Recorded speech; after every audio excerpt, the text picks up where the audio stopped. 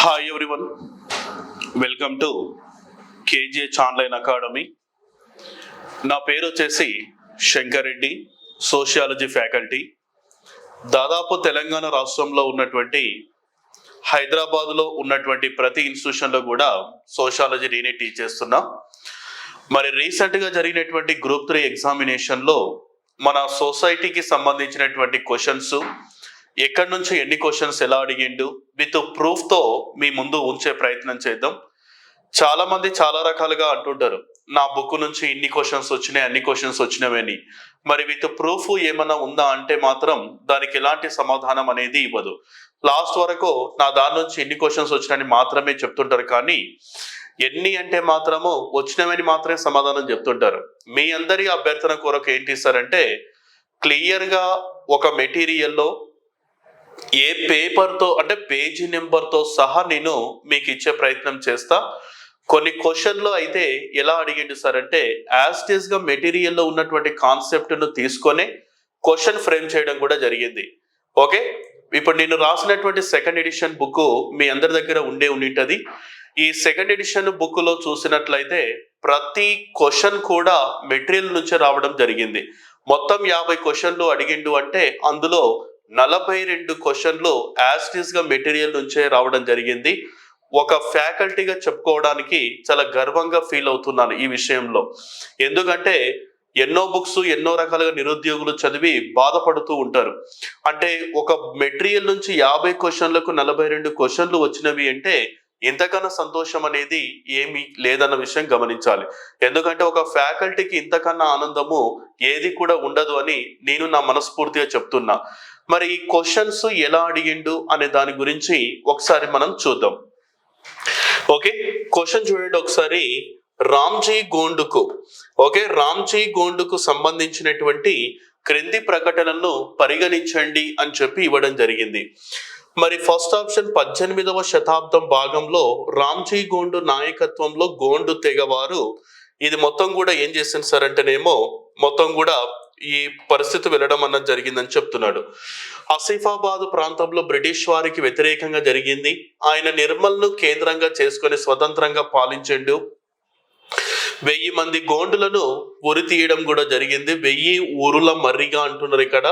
మరి ఏందన్న దాని గురించి చూద్దాం. రామ్జీ గోండు స్మారకం నిర్మల్ కోటలో ఉంది అని చెప్తున్నాం.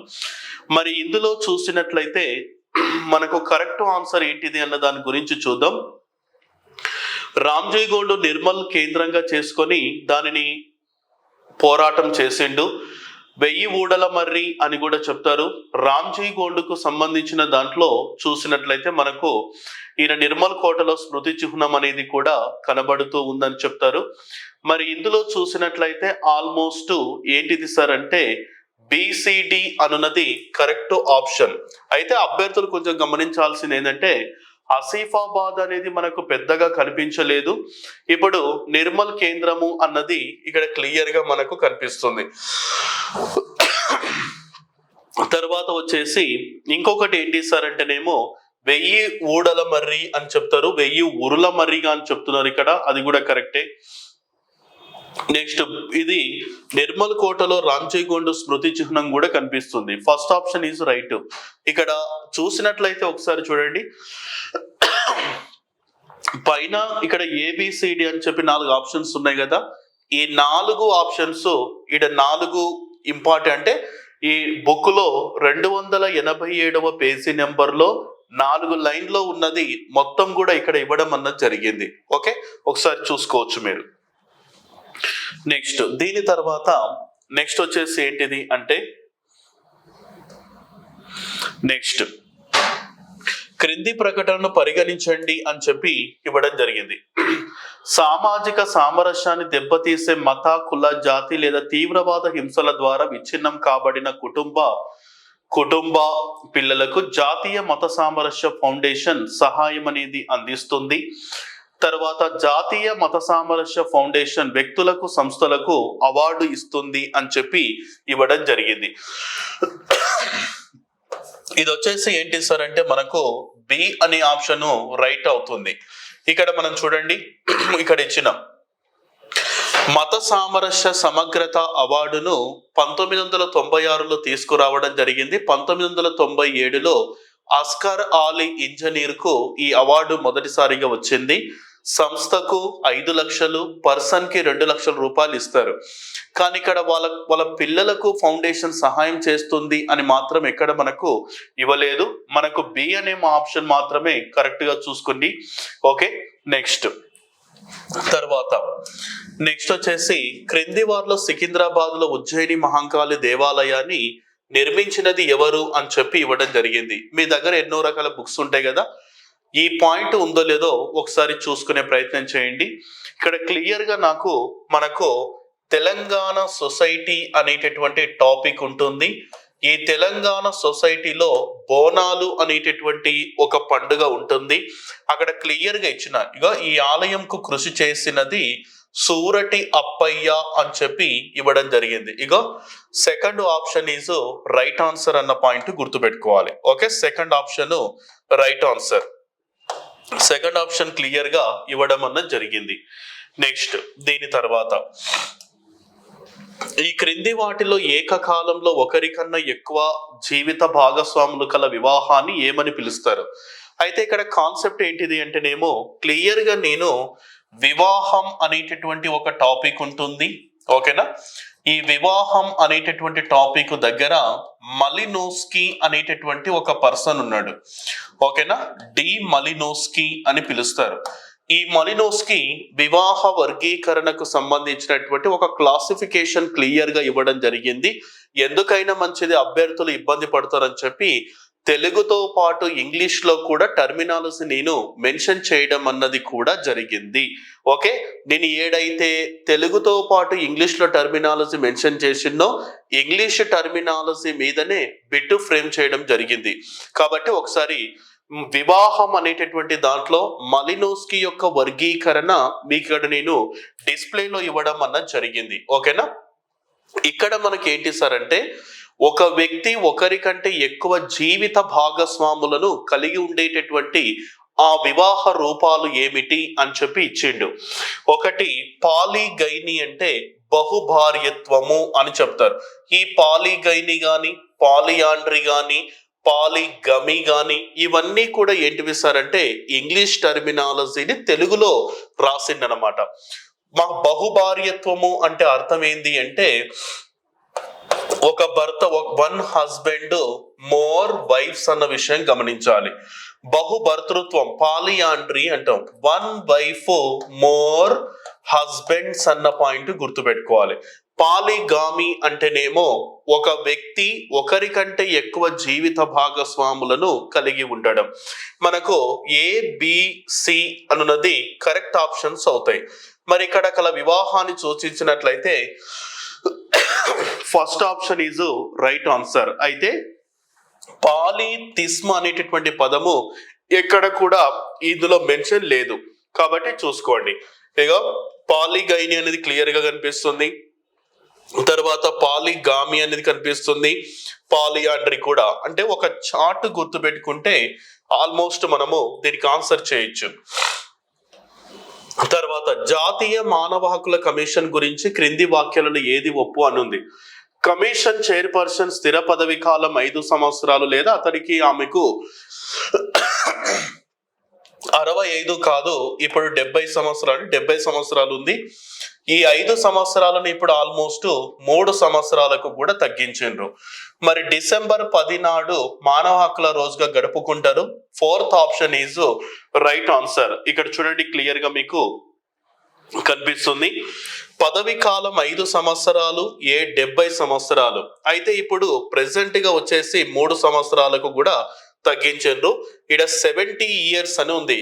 నేను ఇచ్చిన మెటీరియల్లో క్లియర్ గా మెన్షన్ చేయడం కూడా జరిగింది. ఇక్కడ 65 ఉండకూడదు, 70 అని మాత్రమే ఉండాలి. ఫస్ట్ ఎవరు సార్ అంటే రంగనాథ్ మిశ్రా. ప్రెసెంట్ ఎవరున్నారు సార్ అంటే అరుణ్ కుమార్ మిశ్రా గారు ప్రెసెంట్ గా ఉన్నారన్న విషయం గమనించాలి. ఇంటర్నేషనల్ హ్యూమన్ రైట్స్ డే ఎప్పుడు సార్ అంటేనేమో డిసెంబర్ 10, 1948 యుఎన్ఓ అనౌన్స్మెంట్ చేయడం అన్నది కూడా జరిగింది అన్న పాయింట్ గుర్తుపెట్టుకోండి. మరి సెకండ్ బి అయితే correct answer, fourth option is right answer అవుతుంది. నెక్స్ట్ అనదర్ వన్, స్వాతంత్రానికి పూర్వం ఇండియన్ సివిల్ లిబర్టీస్ యూనియన్ ఏర్పాటులో జవహర్ లాల్ నెహ్రూ కీలక పాత్ర పోషించాడు అని ఉంది. అయితే ఇండియన్ సివిల్ లిబర్టీస్ యూనియన్ అన్నది జవహర్ లాల్ నెహ్రూ కంపల్సరీగా ఇక్కడ మనకు క్లియర్ గా ఇన్ఫర్మేషన్ ఇస్తున్నాడు. ఈ ఐసిఎల్యును చూసినట్లయితే మనకు ఎప్పుడు ఏర్పాటు చేసిండు సార్ అంటేనేమో మనకు 1936 ఆగస్టు 24న ఏర్పాటు చేయడం అన్నది జరిగింది. ఇక్కడ క్లియర్ గా ఉంది, 1936 ఆగస్టు 24 అని. కానీ ఇక్కడ ఏమి ఇచ్చిండు, సెకండ్ ఆప్షన్ 1946 అని ఇచ్చిండు. బట్ ఏ మాత్రమే కరెక్ట్ అన్న విషయం గమనించాలి. నెక్స్ట్ తర్వాత, షెడ్యూల్డ్ తెగల కోసం తెలంగాణ ప్రభుత్వం ఏర్పాటు చేసిన కమిషన్ ఆఫ్ ఎంక్వైరీ పేరు మరి ఏంటిదని చెప్పిండు. ఓకే, క్లియర్ గా చూడండి, మనకు గిరిజన ఉద్యమాలు అని ఉంటది థర్డ్ సెక్షన్ లో సెకండ్ సబ్ టాపిక్ వచ్చేసి గిరిజన ఉద్యమాలు. గిరిజన ఉద్యమాలలో గిరిజనుల తుడుం దెబ్బ ఉద్యమము అని క్లియర్ గా ఉంటది. గిరిజనుల తుడుం దెబ్బ ఉద్యమము అని చెప్పి క్లియర్ గా మనకు మెన్షన్ చేసింటారు. ఓకే, ఇక్కడ చూడండి క్లియర్ గా గిరిజనుల తుడుం దెబ్బ ఉద్యమం అని ఉంది కదా. క్లియర్ గా మనకు ఒకటే ఒక పాయింట్, ఇగో చెల్లప్ప కమిటీ అని థర్డ్ ఆప్షన్ ఉంది కదా. ఇక్కడ చూడండి, చెల్లప్ప కమిషన్ కు వినతి పత్రం సమర్పించారు.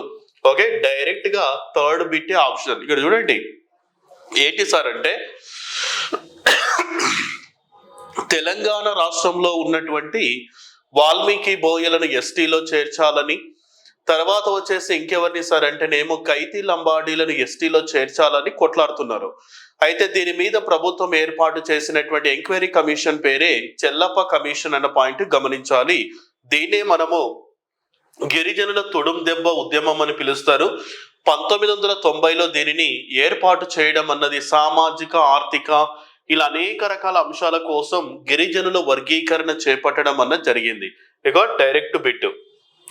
నెక్స్ట్ దీని తర్వాత నెక్స్ట్ వచ్చేసి ఏంటంటే, లైంగిక నేరాల నుండి పిల్లల రక్షణ చట్టం 2012 ప్రకారం ఎంత వయసులోపు వారిని మనం పిల్లలుగా పరిగణిస్తారు అని చెప్పిండు. సాధారణంగా మన క్లాసు చెప్పేటప్పుడు ఎన్నో సార్లు, కొన్ని వందల సార్లు ఈ పాయింట్ నేను వాడుతూనే ఉన్నా. ఎలా సార్ అంటేనేమో ఆల్మోస్ట్ మీకు ఒక దగ్గర ఢిల్లీలో నిర్భయ సంఘటన జరిగినప్పుడు 6 మందిలో ఒకరు ఎవరున్నారని చెప్పిన మైనర్ ఉన్నారన్న విషయం గమనించాలి. అతని 18 సంవత్సరాల తర్వాత ఆయన బయటికి పంపించినని చెప్పిన. అంటే ఇక్కడ మనకు లైంగిక నేరాల చట్టము అన్నది ఏంటి సార్ అంటే, 18 సంవత్సరాల లోపు వారిని బాల కార్మికులుగా పిలుస్తారు. 18 సంవత్సరాల లోపు వారిని మనం ఏం చేస్తారు సార్ అంటే పిల్లలుగా పరిగణించడం అన్న జరుగుతుంది. ఇప్పుడు చూడండి, 18 సంవత్సరాల బిలో ఉన్నటువంటి వాళ్ళను గర్ల్స్ తర్వాత బాయ్స్ అనేటటువంటి పదజాలంతో పిలుస్తారు. 18 సంవత్సరాల పైన ఉన్నటువంటి వాళ్ళను మేల్ మరియు ఫీమేల్ అనే పదజాలంతో పిలుస్తారు. ఇక్కడ కూడా ఒక చట్టము, ఆ చట్టానికి సంబంధించినటువంటి శిక్షల గురించి చదువుతూ ఎన్ని సంవత్సరాల లోపు వారిని బాల కార్మికులు లేకపోతే లైంగిక నేరాల నుండి పిల్లల రక్షణ చట్టం అనే పదాన్ని కూడా వాడినాం. దీనే మనము పోక్సో యాక్ట్ అనే పదజాలంతో పిలుస్తారు. 2012 నవంబర్ 14 నుండి ఇది అమలులోకి రావడం జరిగింది. Okay, below 18 years are called boys and girls కింద కౌంట్ చేస్తారు. Second answer is right answer. Next ఇక్కడ చట్టాలకు సంబంధించినది క్లియర్ గా ఇవ్వడం జరిగింది. మనకు ఎక్కడెక్కడ సార్ అంటే 110 పేజీ నెంబరు, 110 పేజీ నెంబర్లో ఒక చట్టము, తర్వాత 5th దాంట్లో మనకు మహిళల విధానాలు అనేటటువంటి దాంట్లో ఇంకొక చట్టం కూడా, 2 చట్టాలు ఇక్కడ మీకు క్లియర్ గా వినిపిస్తాయి. ఒకసారి చూడండి. ఇందులో మనకు 2 కాన్సెప్ట్స్ ఏంటివంటే, బాల్య వివాహాల నిరోధ చట్టం 1929 అని చదువుతుంటాం. మరి 1929 ఇక్కడ ఆప్షన్ లో లేదు కదా సార్ అంటే దానికి సవరణలు 2006 తీసుకోవాలి. వరకట్న నిషేధ చట్టం వచ్చేసి మీకు 110 పేజీ నెంబర్లో క్లియర్ గా కనిపిస్తుంది. విచిత్రం ఏంటి సార్ అంటే ఏపీఎస్సి గ్రూప్ 2 లో కూడా అదే క్వశ్చన్ అడిగిండు, మళ్ళీ అదే చట్టం మీద మళ్ళీ రిపీటెడ్ బిట్ వచ్చింది. ఒక్కటి తెలిసిన దానికి ఆన్సర్ చేయొచ్చు. ఎలా చూడండి, మనకు వరకట్న నిషేధ చట్టం వచ్చేసి 1961 అంటున్నా. మరి 1961 దేనికి సంబంధించినది అని ఒకసారి మనం చూస్తే C4 ఆప్షన్ లో ఎక్కడ కనిపిస్తుంది సార్ అంటే మనకు సెకండ్ ఆప్షన్ లో కనిపిస్తాయి. ఓకే, సెకండ్ ఆప్షన్ లో మనకు క్లియర్ గా కనిపిస్తాయి. దీనికి చూడండి, బాల్య వివాహాల నిరోధ చట్టం 2006, వరకట్న నిషేధ చట్టం 1961, అనైతిక రవాణా చట్టం వచ్చేసి 1956, తర్వాత వచ్చేసి డి వచ్చేసి ఏంటిది సార్ అంటేనేమో మనకు పిఎన్డిటిపిసి చట్టం వచ్చేసి 1994. అది తెలియకపోయినా మన వరకట్న నిషేధ చట్టం ఒకటి తెలిసిన, బాల్య వివాహాల నిరోధ చట్టం ఒకటి తెలిసిన, అనైతిక రవాణా చట్టం ఒకటి తెలిసిన మనము ఆన్సర్ చేయొచ్చు. ఇక్కడ చూడండి క్లియర్ గా వరకట్న నిషేధ చట్టము క్లియర్ గా 1961 ఉంది. ఇక్కడ చూడండి బాల్య వివాహ నిషేధ చట్టం 2006. మళ్ళీ మీకు మానవ అక్రమ రవాణా అనేటటువంటి ఒక టాపిక్ ఉంటుంది సెకండ్ సెక్షన్ లో. ఈ మానవ అక్రమ రవాణాలో చట్టాలు అనేటటువంటి దాంట్లో ఓకేనా, చట్టాలు, ఈ చట్టాలలో ఫస్ట్ చట్టం ది ఇమ్మోరల్ ట్రాఫికింగ్ యాక్ట్ అని ఉంటుంది 1956. యాజ్ గా అదే బిట్ రిపీట్ అయ్యింది. ఓకే, డైరెక్ట్ గా క్వశ్చన్ మన మెటీరియల్లో వచ్చినటువంటి ఆప్షన్స్. తెలంగాణ ప్రభుత్వం అందజేస్తున్న చేయూత పెన్షన్ పథకం ద్వారా లబ్ధి పొందేది ABCD అన్ని కూడా కరెక్టే. అయితే వికలాంగులకు ఇస్తున్నారు, వితంతువులకు ఇస్తున్నారు, వృద్ధులకు ఇస్తున్నారు. తర్వాత ట్రాన్స్జెండర్స్ అంటే ఏంటి సార్ అంటేనేమో మనకు ఇన్క్లూడ్ సింగిల్ ఉమెన్ అని ఉంటది. ఓకే, సింగిల్ ఉమెన్ అంటే ఒంటరి మహిళలు అనేటటువంటి కాన్సెప్ట్ ఉంటుంది. ఈ ఒంటరి మహిళలు అనేటటువంటి దాంట్లో వీళ్ళకు కూడా ప్రొవైడ్ చేయడం అన్నది జరుగుతుంది. ఓకే, ఒంటరి మహిళలు ఇన్క్లూడ్ వీళ్ళు కూడా వస్తారు. Okay, include single women equals to transgender అనే పదాన్ని వాడుతారు. ఓకే, క్లియర్ గా మనకు ఇచ్చిన ఆప్షన్స్ కూడా. నెక్స్ట్, బంధువుల మధ్య సంబంధాలను క్రింది వాటిలో ఏది నియంత్రిస్తుంది అంటే బంధువుల మధ్య సంబంధాలను క్రింది వాటిలో ఏది నియంత్రిస్తుంది అని ఉంది ఇక్కడ. మనకు నిర్మితీయ వ్యవస్థనే బంధుత్వ వ్యవస్థ. బంధువుల మధ్య సంబంధాలను ఏది తీసుకొస్తుంది సార్ అంటేనేమో మనకి ఇక్కడ వచ్చేసి ఏది నియంత్రిస్తుంది అంటున్నాం. Which of the following regulates inter personal relationships between relatives అంటే మనకు బంధువుల మధ్య సంబంధాలను ఏది పర్ఫెక్ట్ గా డిజైన్ చేయబడుతుంది సార్ అంటే కిన్షిప్ అన్నమాట. బంధుత్వ వ్యవస్థ అనేది మనకు క్లియర్ గా డిసైడ్ చేస్తుంది. అయితే కొంతమంది జడ్జ్మనీ సిస్టమ్ అని చెప్పి కామెంట్ లో పెడుతున్నారు. జడ్జ్మనీ సిస్టమ్ అనేది కాదు, మనకు బంధువుల మధ్య సంబంధాలు. ఇక్కడ చూడండి మనకు కిన్షిప్ దగ్గర సంక్లిష్టమైన పరస్పర సంబంధం, బంధువుల మధ్య గల సంబంధాల నిర్మితీయ వ్యవస్థే బంధుత్వం అని చెప్పి ముర్డాక్ అనేటటువంటి శాస్త్రవేత్త పేర్కొనడం జరిగింది. క్లియర్ గా మనకు మెన్షన్ చేసిన. ఓకే, నెక్స్ట్ క్వశ్చన్, భారతీయ క్రాంతి దళ వ్యవస్థాపకులు ఎవరు అన్నారు. ఓకే, మనకు పేజీ నెంబర్ వచ్చేసి 301 ఉన్నట్టుంది, లేదా టాపిక్ పేరైనా గుర్తుపెట్టుకోండి. ఓబీసీ కమిషన్స్ అని ఉంటది, అంటే ఓబీసీ మూమెంట్స్. ఈ ఓబీసీ మూమెంట్ లో వెనకబడిన వర్గాల కోసం ఏర్పడిన ప్రాంతీయ పార్టీలు 4 ఇచ్చిన. భారతీయ క్రాంతి దళ్, సమాజ్వాద్ పార్టీ, సంయుక్త సోషలిస్ట్ పార్టీ, రాష్ట్రీయ జనతా దళ్. అయితే ఇందులో ఫస్ట్ వన్ ఏముంది, భారతీయ క్రాంతి దళ్ ఎవరు స్థాపించారు అంటే చరణ్ సింగ్. ఇక్కడ చూడండి, చరణ్ సింగ్, దేవిలాల్ వంటి నాయకులను కూడా కొన్ని ఉద్యమాలు మనకు వాళ్ళను చాలా గొప్ప వాళ్ళను మనకు అందించినవి. చరణ్ సింగ్ ను రైతు బాంధవుడిగా పిలుస్తారు. చరణ్ సింగ్ అనేటటువంటి పర్సన్ ఈ యొక్క పార్టీని ఏర్పాటు చేయడం అన్నది కూడా జరిగింది. కొంచెం మనకు రైతాంగ ఉద్యమాలలో కూడా వీళ్ళ గురించి మనకు నేను చెప్పిన. ఓకే, నెక్స్ట్ తర్వాత బేటీ బచావో బేటీ పడావో చూసినట్లయితే మెయిన్ కాన్సెప్ట్ ఫస్ట్ ఎవరు తప్పించిండు. ఓకే, ఇగో పేజీ నెంబర్ 480లో క్లియర్ గా కనిపిస్తుంది. 480 పేజీ నెంబర్ 1లో క్లియర్ గా ఉంది. ఇది జూన్ 22 కాదు, జనవరి 22 అన్న పాయింట్ గుర్తుపెట్టుకోవాలి. అంటే ఏ అనేది రాంగ్ అవుతుంది. దేశంలో లింగ నిష్పత్తికి, జీరో బడ్జెట్ కు, తర్వాత BCD మనకు ఏ మరియు బి అని ఉంది కదా, సరైన సమాధానాన్ని ఎన్నుకోనండి అంటున్నాడు. బిసిడి ఏదైతే ఉందో fourth option is right answer అన్న విషయం గమనించాలి.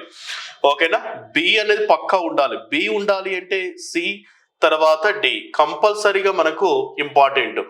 ఏ ఎక్కడైతే ఉందో అది తప్పు అవుతుంది. ఏ ఏడైతే ఉందో తప్పు అంటే దాని మీనింగ్ ఏంటిది? బిసి మరియు డి. సింపుల్ లాజిక్ బాబు. ఓకే, క్లియర్ చూడండి నేను ఏం చెప్తున్నా. 2015 జనవరి 22 అంటున్నా. జనవరి 22 కాదు, ఇదేంటి జూన్ 22 ఇచ్చిండు అంటే మనకి ఏ ఆప్షన్ ఏదైతే ఉందో అది తప్పు అవుతుంది.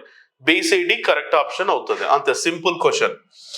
నెక్స్ట్, సంతాల్ తెగ భారతదేశంలోని అత్యంత ముఖ్యమైన తెగలలో ఒకటి మరియు వారు బీహార్ నుండి ప్రస్తుత బంగ్లాదేశ్ వరకు విస్తరించున్న విస్తారమైన ప్రాంతంలో నివసిస్తున్నారు. ఒకటే పాయింట్, భారతదేశంలో అత్యధికంగా సంతాల్ తెగ పాపులేషన్ కలిగి ఉన్న రాష్ట్రం వెస్ట్ బెంగాల్ చెప్తారు. ఈశాన్య రాష్ట్రాలు కూడా వస్తవి. వెస్ట్ బెంగాల్లో సంతాల్ తెగ పాపులేషన్ ఉంది అంటే దాని పక్కన బంగ్లాదేశ్ ఉంది. మరి ఇక్కడ బీహార్ లో కూడా ఉన్నారు. ప్రెసెంట్ మన ఇండియన్ ప్రెసిడెంట్ అయినటువంటి ద్రౌపది ముర్ము చూసినట్లయితే మనకి ఎవరు సార్ అంటేనేమో మనకు సంతాల్ తెగకు సంబంధించినటువంటి వాళ్ళే. అంటే ఇక్కడ మనకు ఆల్మోస్ట్ బీహార్ నుంచి బంగ్లాదేశ్ వరకు ఎక్స్టెండ్ అయి ఉంటారు. ఒకప్పుడు తెలంగాణలోని ఆదిలాబాద్ జిల్లాలో కూడా వీళ్ళ పాపులేషన్ చాలా తక్కువ మోతాదులో ఉండేదని చెప్తున్నారు. ఇక్కడ వీళ్ళు మాట్లాడేటటువంటి భాషలు కూడా చాలా రకాలుగా ఉంటవి. మనకు స్క్రిప్ట్ డిజైన్ కూడా చూడొచ్చు. ఇది ఫస్ట్ ఏ ఆప్షన్ అనేది రైట్ ఆన్సర్. వీళ్ళు ఇది సెకండ్ ఆప్షన్ ముండారి మాండలికం అనేది తప్పు అవుతుంది. వీళ్ళు ఆస్ట్రో ఆసియాటిక్ వర్గానికి సంబంధించిన వాళ్ళు. వీళ్ళు వేరే పర్పస్ లో లాంగ్వేజ్ అనేది మాట్లాడడం అన్నది జరుగుతుంది. ఓకే, ముండారి అనేటటువంటి భాషలు వీళ్ళకు ఉండవు. ముండా భాషలు సంతాలి, గోండి, కార్యం మొదలైనవి అని చెప్పి ఉండడం జరిగింది. మనకి ఇందులో ఇక్కడ క్లియర్ గా చూస్తే ముండా భాషలు అంటున్నాం. ముండా భాషలు అంటే ముండారి కిందికే చెప్తారు. ఏ మరియు బి అనే రెండు కూడా సరి అయినవే. Okay, first option is right answer అన్న పాయింట్ గుర్తుపెట్టుకోవాలి. వీళ్ళకు సంబంధించినటువంటి భాషలను ఎవరు సార్ చేసిండ్రు అంటేనేమో పండిత్ రఘునాథ్ ముర్ము సంతాల భాషకు సంబంధించిన దాన్ని వాళ్ళు రాయడం జరిగింది అనమాట. ఓకే, క్లియర్ గా మనకు రెండు కూడా కరెక్ట్ వస్తాయి. నెక్స్ట్, ఇండిగో క్రింది ఉద్యమాలను చూసినట్లయితే మరి ఏ విధంగా సార్ క్రింది ఉద్యమాలను వాళ్ళు మెన్షన్ చేసిండ్రు అని చూస్తే ఒకసారి మనం చూద్దాం. ఈ క్రింది ఉద్యమాలకు సంబంధించినటువంటి దాంట్లో మెయిన్ గా మనకి ఏంటిది అన్న దాని గురించి ఒకసారి మనం చూద్దాం. ఫస్ట్ వచ్చేసి ఏంటి సార్ అంటేనేమో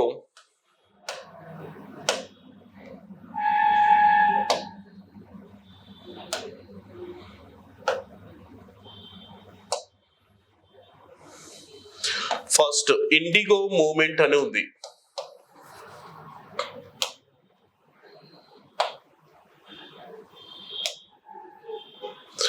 ఓకే, ఇండిగో మూవ్మెంట్ తర్వాత వచ్చేసి బోడో ఉద్యమము, తెబాగు తర్వాత వచ్చేసి మోప్లా. ఇది మీకు ఇండియన్ హిస్టరీ కూడా క్వశ్చన్ ఇది. అయితే నేను నా పర్పస్ లో ఒకసారి మనం చూసినట్లయితే ఇండిగో మూవ్మెంట్ అనేది 1859 to 1860 అని చెప్తారు. బోడో ఉద్యమము 1987, తెబాగో 1946 to 1947 మనకు రైతాంగ ఉద్యమాలలో టచ్ అవుతారు. మోప్లా వచ్చేసి 1921 అన్న పాయింట్ గమనించాలి. మరి ఇందులో చూసినట్లయితే మనకు నా మెటీరియల్లో ఎక్కడ వస్తుంది సార్ అంటే రైతాంగ ఉద్యమాలలో తెబాగు మూమెంట్ చెప్పొచ్చు. తర్వాత నీలిమందు మూమెంట్ కూడా అక్కడే టచ్ అవుతుంది. మరి ఏ సార్ ఫస్ట్ ఆప్షన్ అంటే ఫస్ట్ మనకు ఇండిగో మూమెంట్ అంటే ఏ ఉండాలి? ఫస్ట్ కాలక్రమానుసారంగా అంటే మనకు కాలక్రమంలో రాయమని చెప్తున్నాడు ఇక్కడ. ఫస్ట్ 1859 to 18 అంటే ఇక్కడ మనకు 1859 తర్వాత ఇంకొకసారి ఎక్కడ జరిగింది సార్ అంటేనేమో మనకు 1889లో కూడా ఈ యొక్క మూమెంట్ అనేది జరిగింటది. ఓకే, మనకి ఇందులో చూసినట్లయితే కాలక్రమానుసారంగా. ఓకే, మరి ఇండిగో మూమెంట్ ఎక్కడ? ఇక్కడ ఫోర్త్ ఆప్షన్ ఇక్కడ క్లియర్ గా పర్లేదు, చూసుకోండి ఒకసారి. ఏ తర్వాత ఇండిగో మూమెంట్ ఏ ఉంటుంది. తర్వాత వచ్చేసి ఇంకొకటి ఏంటి సార్ అంటేనేమో ఏ, తర్వాత డి, సి, తర్వాత బి. ఇది ఫోర్త్ ఆప్షన్. ఇడ పర్లేదు, ఫోర్త్ ఆప్షన్ చూసుకోండి. ఏడిసిబి అని ఉన్నది fourth option is right answer. మనకు నా మెటీరియల్లో తెబాగు ఛాయ్ మూమెంట్ అని చెప్పి రైతాంగ ఉద్యమాల దగ్గర, నీలిమందు దగ్గర కూడా క్లియర్ గా కనిపిస్తుంది, చూసుకోండి. మతతత్వానికి సంబంధించినది పక్కన క్లియర్ గా మెన్షన్ చేయడం జరిగింది, కమ్యూనిజం సంబంధించి. ఈ మొత్తానికి సంబంధించిన ఆప్షన్స్ ఇక్కడ ఉంది. ఓకే, ఏబిసి మరియు డి అన్నది కరెక్ట్ వర్డ్. ఓకే, మతతత్వం అంటే ఒక మతం అంటే ఇష్టం ఉండి మరొక మతాన్ని ద్వేషిస్తే దానిని మతతత్వం అని పిలుస్తారు. సత్యశోధక్ సమాజ్ చూడండి, ఇతను 1873లో స్టార్ట్ చేసిండు. ఇక్కడ చూడండి 1873 అని క్లియర్ గా ఉంది. అంటే first option is wrong answer అవుతుంది.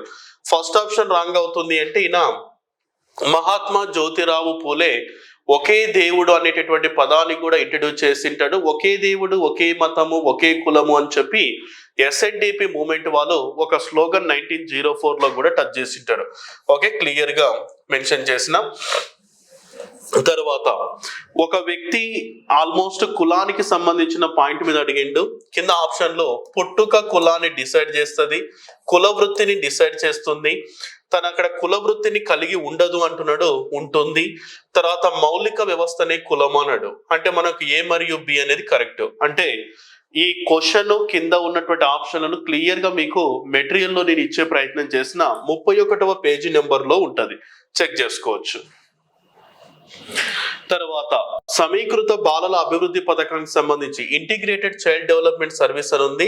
ఇక్కడ 2015 ఉంది, కానీ అది 1975లో దీన్ని స్టార్ట్ చేసిండ్రు. మిగిలినవన్నీ కూడా కరెక్టే. ఓకే, ఇక్కడ క్లియర్ గా మీకు page number 490. Okay, 490 page number లో క్లియర్ గా ఉంటది. నెక్స్ట్ రంపా తిరుగుబాటు, తర్వాత వచ్చేసి చిప్కో మూమెంట్, తర్వాత బీర్సా ముండా. ఓకే, క్లియర్ గా మనకు ఉన్నాయి. ఇందులో మనకు కొన్ని కాన్సెప్ట్స్ తెలిస్తే మనం ఆన్సర్ చేయొచ్చు. ఇక రంపా తిరుగుబాటు అంటే తూర్పు గోదావరి జిల్లా అంటున్నా. తూర్పు గోదావరి జిల్లా అన్నప్పుడు ఆంధ్రప్రదేశ్. ఇక్కడ బీర్సా ముండా అన్నది మనకు జార్ఖండ్ అవన్నీ వస్తాయి. ఒకవేళ జార్ఖండ్ ఆప్షన్ లో లేకపోతే చోటా నాగపూర్ అన్న పాయింట్ అన్న చూసుకోవచ్చు.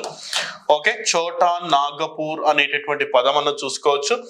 చిప్కో మూమెంట్ ఇక క్లియర్ గా మీకు నా యొక్క పర్యావరణ ఉద్యమాలలో ఉత్తరాఖండ్ అన్నది క్లియర్ గా ఉంటుంది, అక్కడ కూడా చూసుకోవచ్చు. Okay, second option is right answer. తర్వాత చౌర్ తిరుగుబాటు జరిగిన ప్రదేశం బంకురా. ఓకే, చూడండి ఇక్కడ బంకురా గ్రామం 1799లో జరిగింటది. 1799లో దుర్జన్ సింగ్ నేతృత్వంలో జరిగింది. ఈ ఉద్యమానికి కారణము ఏంటి సార్ అంటే ఈ యొక్క పన్ను వసూలు అధికం ఉండడం, బ్రిటిష్ వారి యొక్క ఆర్గ్యుమెంటేషన్, ఇవన్నీ కూడా రీజన్స్ అన్న పాయింట్ గుర్తుపెట్టుకోవాలి. Next page number 273. Okay, material లో క్లియర్ గా చూడొచ్చు. అంటే ఇక్కడ 273 లేదా 274లో క్లియర్ గా మీకు కనిపిస్తుంది. గురుపాద స్వామి కమిషన్ ఇక్కడ 226 కదా, ఒక పేజీ అడిషనల్ గా చూసుకోండి, 227 అవుతుంది మన మెటీరియల్ లో. అంటే ఒక ముందు మాట వచ్చింటది కాబట్టి 227 అవుతుంది. ఇక్కడ చూడండి గురుపాద స్వామి కమిషన్ 1979. ఇక ఫస్ట్ ఆప్షన్ 1979. సెకండ్ ఆప్షన్ ఈ కమిషన్ ఆఫ్ బాల కార్మిక 1986. ఇక 1986. మానవ అక్రమ రవాణా అనేది సంబంధం లేదు. First option is right answer. పైన క్వశ్చన్ మ్యాటర్ ఎట్లా ఉందో కింద ఆప్షన్స్ అట్లే ఇచ్చిండు, నో డౌట్. వానికి మన మెటీరియల్ దొరికినట్లు ఉంది అంతే.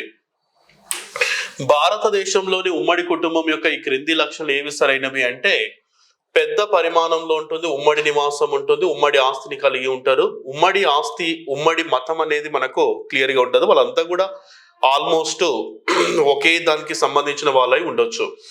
ఓకేనా, ఈ కింద కూడా క్లియర్ గా మనకు మెన్షన్ చేసినాం. జాతీయ బాలల హక్కుల పరిరక్షణ కమిషన్ కు సంబంధించిన వాటిలో ఏవి ఒప్పు అన్నాడు. అయితే ఇక్కడ మనకు 2005లో దానిని తీసుకురావడం జరిగింది. 2007లో అమల్లోకి కూడా వచ్చింది. ఫస్ట్ వచ్చేసి ప్రొఫెసర్ శాంతా సిన్హా గారు ఉన్నారు. ప్రెసెంట్ వచ్చేసి ఎవరున్నారు అంటే ప్రియాంక్ కనుంగో గారు ప్రెసెంట్ గా ఉన్నారు. ఓకే, శాంతా సిన్హా మన ఆంధ్రప్రదేశ్ రాష్ట్రంలోని నెల్లూరు ప్రాంతానికి సంబంధించిన వాళ్ళు. 2005 కరెక్ట్. ఇక్కడ 16 కాదు, ఇక్కడ 18 సంవత్సరాలని ఉండాలి. ఇది కరెక్టే. తర్వాత 2007 లో ఏర్పడింది. ఏసీడీ ఎక్కడైతే ఉందో అదే కరెక్ట్ ఆన్సర్. ఈ మొత్తం మీకు చదివితే ఆన్సర్ అనేది క్లియర్ గా అర్థమవుతుంది. నెక్స్ట్, భీమన్న జాతరను ఎవరు ఎక్కువగా జరుపుకుంటారో కోలం. ఓకే, ఇక చూడండి క్లియర్ గా 364 పేజీ నెంబర్ లో చూసినట్లయితే క్లియర్ గా మీకు కోలం తెగ దేవుడు వాళ్ళు ఆదిలాబాద్ లోని వాళ్ళు జరుపుకుంటారు. ప్రతి సంవత్సరం జంతువులను బలిగా ఇవ్వడం జరుగుతుంది. జెండర్ మూస పద్ధతులకు లేదా జెండర్ స్టీరియో టైప్స్ అని చెప్తారు. ట్రాన్స్జెండర్ల మీద కంపల్సరీ ఒక క్వశ్చన్ అడుగుతున్నారని చెప్తూ ఉన్నాం. ఈ ట్రాన్స్జెండర్స్ ఎట్లా సార్ అంటే లింగ వివక్షతో కూడిన వాళ్ళుగా సమాజం వాళ్ళని గుర్తిస్తుంది. అంటే వాళ్ళు ఒక రకమైనటువంటి అంటే మేల్ కాదు ఫీమేల్ కాదు అని చెప్పి ఒక రకమైనటువంటి ఇన్సిడెంట్ చెప్తున్నారు వాళ్ళు. అయితే ఒక రకమైనటువంటి డిస్క్రిమినేషన్ కూడా వాళ్ళ మీద ఉంది. ఇప్పుడు సమాజంలో ట్రాన్స్జెండర్ ఎక్కడైనా కనిపించినట్లయితే తన మనసులో తాను నేను కూడా ఒక మేల్ గా కానీ ఫీమేల్ గా కానీ ఉంటే బాగుంటుంది అనుకోవడం, సమాజం నన్ను వివక్షతకు గురి చేస్తుంది అనుకోవడం, కొన్ని లక్షణాలు అమ్మాయి లక్షణాలు కొన్ని లక్షణాలు అబ్బాయి లక్షణాలు కూడా ఉంటే వాళ్ళు ఒక రకమైనటువంటి డిస్క్రిమినేషన్ వివక్షతకు కూడా గురవుతున్నారని చెప్తున్నారు. వాళ్ళ దైనందిన జీవితంలో ప్రదర్శించేటటువంటి స్త్రీ పురుషుల పట్ల ఏకపక్ష ధోరణి, వాళ్ళ పద్ధతి మూస పద్ధతిగా ఏ మరియు బి. ఇక్కడ క్లియర్ గా మీరు ఈ పాయింట్ చదివితే దీనికి ఆన్సర్ చేయొచ్చు. ట్రాన్స్జెండర్ అనే టాపిక్ లో క్లియర్ గా ఫస్ట్ ఉన్నది అక్కడ చూసుకోవచ్చు. ఈ దీన్ దయాళ్ ఉపాధ్యాయ అంత్యోదయ యోజన లేదా జాతీయ గ్రామీణ మిషన్ అని కూడా చెప్తారు. ఇది మహిళా కుటుంబాలలో ఒక బృందాలుగా ఏర్పడి వాళ్ళకు ఆల్మోస్ట్ ఏం చేస్తుంది సార్ అంటే సహాయం చేయడానికి జీవన ఉపాధిని కలిగించడానికి తోడ్పడతాయి. పంచు పియరస్ అంటేనేమో మనకు సిక్కు మతంలో మాత్రమే కనబడుతుంది. సిక్కు మతంలో దీనిని 5 కేస్ అనేటటువంటి పదజాలంతో పిలుస్తారు. కేష్, కంగా, కచ్చా, కడా, కిర్పానా అని చెప్తారు. దీనే మనము కల్సా అనేటటువంటి పద్ధతి ద్వారా కూడా దీనిని పంచు పియరస్ అనేటటువంటి పదాలతో చెప్తారు. ఒకవేళ మన ఇట్లా పంచతన్ అన్నప్పుడు ఇస్లాం మతానికి సంబంధించినటువంటి మనకు షియా ముస్లింల ప్రకారం 5 పవిత్రమైన వారు వస్తారు. ఇక్కడ మనకు పంచ పియరస్ అంటేనేమో సిక్కు మతం వస్తుంది. ఇందులో గురు గోబింద్ సింగ్ ఉన్నాడు కదా, లాస్ట్ 10th క్లర్జీ, ఆయన 5 రకాలుగా పాటించడం జరిగింది. ఒకటి కల్సా అనేటటువంటి పద్ధతి గుర్తుపెట్టుకున్నా అది సిక్కు మతానికి సంబంధించినదని ఈజీగా మనం ఆన్సర్ చేయొచ్చు. తర్వాత గ్రామంలోని అట్టడుగు వర్గాలకు చెందిన యువతులను ఇక స్థానిక దేవతకు అంటున్నా. క్లియర్ గా చూడండి, మనకు వస్తున్న సాంప్రదాయం స్త్రీలను దేవతలకు అర్పించడం. ఇక క్లియర్ గా మనకు ఈ పాయింటే జోగిని సిస్టమ్. తర్వాత షెడ్యూల్డ్ తెగల జాతీయ కమిషన్ చూసినట్లయితే ఆల్మోస్ట్ అన్ని కూడా కరెక్టే. 5 సంవత్సరాలు అనేటటువంటి పాయింట్ మాత్రం తప్పు. ఏబిసి అన్నది కరెక్ట్. ఇక క్లియర్ గా మనకు జాతీయ ఎస్టీ కమిషన్ క్లియర్ గా మీకు మెన్షన్ చేయడం జరిగింది 338A ఫస్ట్ ఆప్షన్ లో. తర్వాత ఉల్లంఘనను ఫిర్యాదులను మొత్తం కూడా ఈ యొక్క కమిటీని మొత్తం కూడా చూసుకుంటది. మనకు 5th యూనిట్ లో ఉంటది, క్లియర్ చూసి క్రింది వారిలో ఎవరు ప్రకృతివాదం. ఇక ప్రకృతివాద మొత్తం 5 సిద్ధాంతాలు ఉంటాయి గిరిజనులకు సంబంధించి. అందులో ఫస్ట్ చూడండి మ్యాక్స్ ముల్లర్, జర్మనీ దేశస్థుడు సంబంధించినటువంటి వ్యక్తి. తర్వాత కేంద్ర హోంమంత్రిత్వ ఆపరేషన్ ముష్కాన్ ఇక క్లియర్ గా ఉంది. ఆపరేషన్ ముష్కాన్ కి మరొక పేరు ఆపరేషన్ స్మైల్ అని చెప్తారు. 2015లో తీసుకొచ్చిండ్రు. ఇది బాల కార్మిక వ్యవస్థలో కూరుకుపోయిన పిల్లలను కాపాడమే కాకుండా ఆవాసం కూడా కల్పిస్తారు. అప్పుడు ఉన్నటువంటి 2015లో ఉన్నటువంటి రాజ్నాథ్ సింగ్, హోమ్ మినిస్టర్ రాజ్నాథ్ సింగ్ దీనిని ఏర్పాటు చేయడం జరిగింది అన్న విషయం గుర్తుపెట్టుకోవాలి. ఓకేనా, ఇది దీనికి సంబంధించినటువంటి ఇన్ఫర్మేషన్. ఓకే అండి, thank you all of you.